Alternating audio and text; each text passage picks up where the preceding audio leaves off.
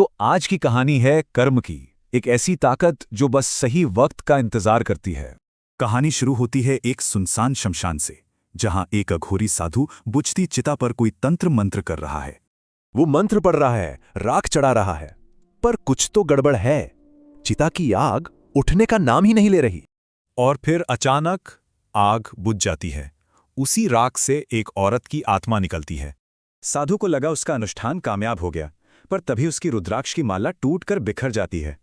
वो वहां से भाग तो जाता है, पर वो डरावनी घटनाएं उसका पीछा नहीं छोड़ती, बल्कि और बढ़ जाती हैं। देखता है तो उसका आश्रम तबाह हो चुका है। और तभी एक आवाज आती है, अश्विनी।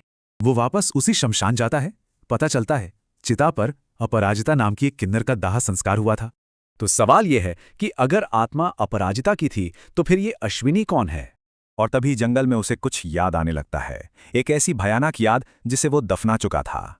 उसे याद आती है अश्विनी, एक किन्नर जिसे उसी ने अपने साथियों के साथ मिलकर डायन घोषित कर दिया था। और सच तो ये था कि उसी ने भीड़ को भड़काया था और अश्विनी को जिंदा जला दिया था। और जब अश्विनी जल रही थी तो उसके किन्नर समाज ने पूरे गांव को एक श्राप दिया था।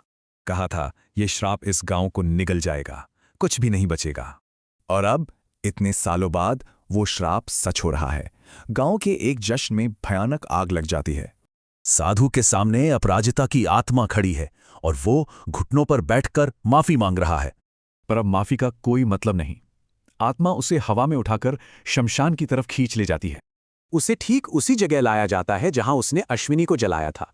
कर्म का चक्र पूरा हो रहा था।